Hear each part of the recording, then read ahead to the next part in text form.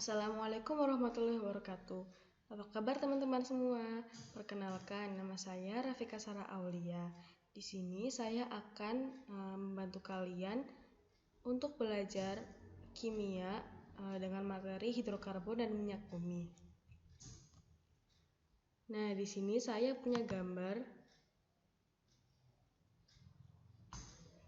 Di sini saya punya gambar. Yang pertama ada gambar hemoglobin yang berada di dalam darah tubuh manusia. Yang kedua, di sini saya mempunyai gambar asap pabrik. Yang ketiga, di sini ada daun dengan di dalamnya ada klorofil.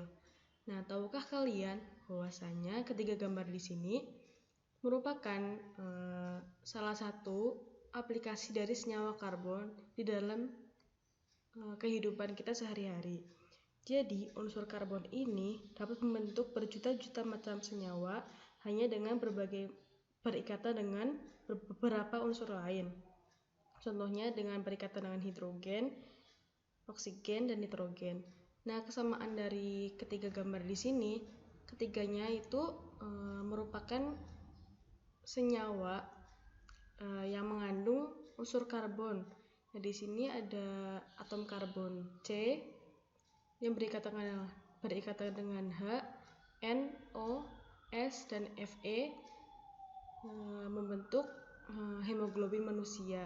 Kemudian yang di sini ada C sebanyak 55 yang berikatan dengan H, O, N, dengan Mg membentuk senyawa klorofil yang berada di dalam daun. Kemudian yang ketiga di sini ada asap pabrik yang mempunyai rumus kimia CO2 dan tentunya memiliki unsur atom C di dalam senyawanya. Nah, jadi apa sih unsur karbon ini? Jadi apa sih senyawa karbon ini? Jadi senyawa karbon ini merupakan semua senyawa yang terbentuk dari unsur karbon. Gitu ya. Selanjutnya kita masuk ke dalam subbab yang pertama, yaitu mengenai senyawa organik dan senyawa anorganik. Jadi dahulu kala penggolongan senyawa karbon itu tidak didasarkan kepada sifat dan strukturnya, tetapi kepada asalnya. Jadi dahulu senyawa karbon ini merupakan senyawa yang dianggap hanya dapat disintesis atau dibuat oleh tubuh makhluk hidup atau organisme. Nah, sedangkan senyawa anorganik itu merupakan senyawa karbon yang dapat disintesis di luar tubuh makhluk hidup. Nah, jadi dulu itu orang beranggapan bahwasanya senyawa karbon ini merupakan senyawa yang hanya dapat disintesis dalam tubuh manusia atau makhluk hidup. Sedangkan senyawa anorganik itu senyawa karbon yang tidak dapat disintesis yang hanya dapat disintesis di luar tubuh makhluk hidup. Nah, namun pada tahun 1828 seorang ilmuwan bernama Friedrich Wöhler itu melakukan percobaan dan menemukan bahwasanya urea itu dapat disintesis di luar tubuh makhluk hidup, yaitu dengan cara memanaskan amonium cyanat menjadi urea. Nah, jadi urea yang dikenal sebagai senyawa organik itu yang biasanya secara alami merupakan hasil metabolisme tubuh manusia, ternyata bisa disintesis di luar tubuh manusia. Karena penemuan dari Friedrich Wöhler ini, penggolongan senyawa karbon sekarang tidak didasarkan kepada asalnya, tetapi didasarkan kepada sifat dan strukturnya. Jadi senyawa karbon organik itu merupakan senyawa karbon yang di dalam strukturnya itu terdapat rantai atom karbon. Contohnya itu glukosa dengan rumus kimia C6H12O6. Nah, di sini atom C ini berikatan dengan atom C yang lainnya sebanyak 6 kali. Jadi C berikatan dengan C, dan seterusnya. Nah, adanya ikatan atom C ini menandakan bahwa senyawa tersebut merupakan senyawa karbon organik. Nah, sebaliknya, senyawa karbon anorganik merupakan senyawa karbon yang di dalam strukturnya itu tidak mempunyai rantai atom karbon. Contohnya itu karbon monoksida dengan rumus kimia CO. Nah, jadi karbon monoksida ini hanya berikatan dengan unsur O, tidak berikatan dengan unsur C yang lainnya. Dengan kata lain, karbon C-nya itu hanya ada satu di dalam senyawa karbon monoksida. Nah, di sini ada perbedaan senyawa karbon organik dan anorganik. Perbedaan yang pertama yaitu kestabilan terhadap pemanasan. Jadi, senyawa karbon organik ini mudah terurai atau berubah strukturnya ketika dipanaskan. Sedangkan senyawa karbon anorganik itu bersifat lebih stabil di dalam pemanasan. Kemudian yang kedua, kelarutan. Jadi senyawa karbon organik ini umumnya suka larut dalam pelarut polar. Contohnya itu air atau H2O. Tetapi mudah larut dalam pelarut nonpolar. Contohnya itu ada klorofom. Kemudian kalau senyawa karbon organik ini mudah larut dalam pelarut polar. Yang ketiga yaitu ada titik lebur dan titik didih. Nah, titik lebur dan titik didih dari senyawa karbon organik ini umumnya relatif rendah, sedangkan senyawa karbon anorganik ini titik lebur dan titik didihnya itu ada yang sangat tinggi, tetapi juga ada yang sangat rendah. Kemudian selanjutnya ada kereaktifan. Jadi senyawa karbon organik ini bersifat kurang reaktif atau suka bereaksi, dan ketika ada reaksi di dalamnya itu biasanya reaksinya berlangsung sangat lambat, sedangkan senyawa karbon anorganik ini biasanya sangat reaktif dan reaksinya itu berlangsung secara cepat. Kemudian yang kelima yaitu strukturnya. Nah, struktur dari senyawa karbon organik ini mempunyai rantai atom karbon seperti yang tadi dijelaskan sebelumnya, bahwa senyawa karbon organik itu mempunyai rantai atom karbon. Jadi ada karbon C yang berikatan satu sama lain gitu ya. Kemudian yang kedua, senyawa karbon anorganik itu tidak mempunyai rantai atom karbon. Jadi atom karbonnya itu tidak berikatan dengan atom karbon lainnya. Kemudian sebab yang kedua yaitu mengenai identifikasi senyawa karbon. Jadi ketika kita akan mengidentifikasi suatu bahan atau zat, apakah zat tersebut merupakan senyawa karbon atau tidak? Nah, dapat dilakukan dengan cara membakar bahan tersebut atau senyawa tersebut. Jadi, pembakaran yang tidak sempurna dari senyawa karbon itu akan menghasilkan zat sisa berupa arang atau jelaga.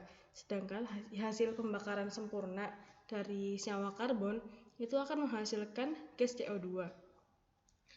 Nah, jadi kalau kita membakar senyawa karbon secara sempurna, maka hasilnya itu gas CO2. Nah, gas CO2 ini dapat diketahui keberadaannya ketika kita menyalurkannya ke dalam larutan CaOH 2 kali atau air kapur. Di sini contohnya ada larutan gula atau senyawa gula yang dibakar, kemudian hasil pembakarannya atau gas pembakarannya itu disalurkan ke dalam air kapur. Nah, apabila air kapur ini berubah warna menjadi keruh, maka dapat diketahui bahwa senyawa gula tersebut merupakan senyawa karbon karena mengandung CO2. Itu ya. Kemudian selanjutnya ada sumber dari senyawa karbon. Di sini ada 3 sumber dari senyawa karbon. Yang pertama yaitu bersumber dari tumbuhan dan hewan. Contohnya itu ada protein, karbohidrat, lemak, vitamin, dan lain-lain. Kemudian yang kedua itu bersumber dari batu bara. Nah, batu bara sendiri itu merupakan hasil pelapukan tumbuhan yang berlangsung selama jutaan tahun yang lalu dengan tekanan dan temperatur yang sangat tinggi. Nah, untuk mengambil senyawa karbon di dalam batu bara ini menggunakan destilasi perengkahan atau cracking dengan hasil akhirnya itu berupa kokas. Nah, kokas ini biasanya dipakai sebagai bahan bakar di berbagai macam industri dan gas batu bara. Nah, gas batu bara ini selanjutnya akan diolah kembali menjadi berbagai macam senyawa karbon yang lebih bermanfaat di kehidupan kita. Kemudian yang ketiga ini berasal dari gas alam dan minyak bumi. Jadi gas alam dan minyak bumi itu mengandung berbagai macam senyawa karbon yang berperan penting di dalam berbagai macam industri. Nah, komponen utama dari gas alam dan minyak bumi itu ada hidrokarbon. Nah, hidrokarbon ini yang akan kita pelajari di bab selanjutnya. Kemudian sebab yang ketiga yaitu ada kekhasan atom karbon. Nah, jadi atom karbon ini mempunyai 3 ciri khas utama. Yang pertama yaitu konfigurasi elektron dari atom karbon. Jadi atom karbon ini memiliki nomor atom 6 dengan 4 elektron valensi. Jadi di sini atom karbon memiliki elektron valensi sebanyak 4. Nah, keempat elektron valensi ini dapat berikatan dengan 4 senyawa lain atau 4 atom lain dengan cara membentuk suatu ikatan kovalen. Kemudian yang kedua yaitu ada cara atom karbon berikatan. Nah, atom karbon ini dapat berikatan dengan berbagai macam atom lain membentuk senyawa-senyawa yang jumlahnya itu jutaan. Nah, ikatannya itu apa aja sih? Yang pertama itu ada ikatan tunggal. Ikatan tunggal yaitu ikatan antara atom-atom karbon dengan satu tangan ikatan. Jadi atom karbon C ini hanya mengikat atom C dengan satu tangan. Nah, di sini C berikatan dengan C, berikatan dengan C, berikatan dengan C. Nah, ini ikatannya menggunakan satu tangan. Selanjutnya, nah di sini tuh ada ikatan tunggal itu ada yang bercabang. Ini contohnya begini. Selanjutnya, ikatan rangkap dua, yaitu terdapat ikatan antara atom-atom karbon dengan dua tangan ikatan.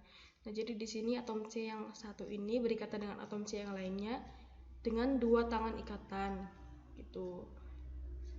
Selanjutnya yaitu ikatan rangkap tiga, yaitu ikatan antara atom-atom karbon dengan tiga tangan ikatan. Nah, di sini tangan yang mengikat atom C yang lainnya itu ada sebanyak 3. Di sini ada 3 tangan ikatan. Ini ada 3 tangan yang mengikat atom C lainnya. Selanjutnya itu bentuk rantai. Nah, bentuk rantai di dalam atom karbon atau atom karbon itu dapat mengikat atom karbon lainnya itu dengan cara rantai terbuka dan tertutup. Yang pertama yaitu rantai terbuka, yaitu rantai yang ujung-ujung atom karbonnya tidak saling berhubungan. Nah, rantai jenis ini ada yang bercabang dan tidak bercabang. Nah, contohnya itu di sini. Jadi atom C yang di sini itu tidak berikatan dengan atom C yang di sini. Ya kan? Kemudian di sini yang contohnya ada yang bercabang. Jadi atom karbonnya yang di ujung-ujung ini tidak saling berikatan. Kemudian yang kedua itu ada rantai tertutup atau siklis, yaitu rantai yang terdapat pertemuan antara ujung-ujung rantai karbonnya. Nah, di sini ujung yang di sini dan ujung yang di sini dan ujung yang di sini itu saling bertemu. Hasilnya itu seperti ini, membentuk siklik. Atau seperti ini kalau karbonnya ada 5. Nah, ciri khas atom karbon yang ketiga yaitu posisi atom karbon di dalam rantai karbon. Jadi di sini ada 4 posisi atom karbon di dalam senyawa karbon tersebut. Yang pertama yaitu atom karbon primer, yaitu atom karbon yang hanya mengikat secara langsung satu atom karbon yang lain. Kemudian atom karbon sekunder, yaitu atom karbon yang mengikat secara langsung 2 atom karbon yang lain. Kemudian atom karbon tersier, yaitu atom karbon yang mengikat secara langsung 3 atom karbon yang lain. Dan atom karbon kuaterner, yaitu atom karbon yang mengikat secara langsung 4 atom karbon yang lain. Sekarang kita langsung saja lihat contohnya. Di sini ada senyawa kimia dengan berbagai banyak rantai atom karbon. Nah, kita lihat contoh di sini atom karbon pertama. Di sini atom karbon C pertama hanya mengikat satu atom karbon lainnya. Jadi ini hanya mengikat atom karbon ini, ya kan? Dengan kata lain, atom karbon yang pertama ini disebut sebagai atom karbon primer karena hanya mengikat satu atom karbon lainnya. Kemudian kita lihat di sini. Nah, kalau di sini atom karbon C yang ini mengikat 3 atom karbon lainnya, yaitu atom karbon ini, atom karbon ini, dan atom karbon ini. Jadi atom karbon C ini yang berada di sini merupakan atom karbon tersier, yaitu atom karbon yang mengikat 3 atom karbon lainnya. Kemudian kita lihat di sini. Nah, di sini tuh atom karbon C yang di sini mengikat 2 atom karbon lainnya, yaitu atom karbon yang di sini dan atom karbon yang di sini. Dengan kata lain, atom karbon C ini merupakan atom karbon sekunder karena mengikat 2 atom karbon lainnya. Nah, bagaimana dengan yang di sini? Nah, kalau di sini atom karbon C ini mengikat 4 atom karbon lainnya, yaitu karbon ini, dan ini. Nah, jadi atom karbon ini yang C di sini merupakan atom karbon kuaterner, yaitu atom karbon yang mengikat 4 atom karbon lainnya.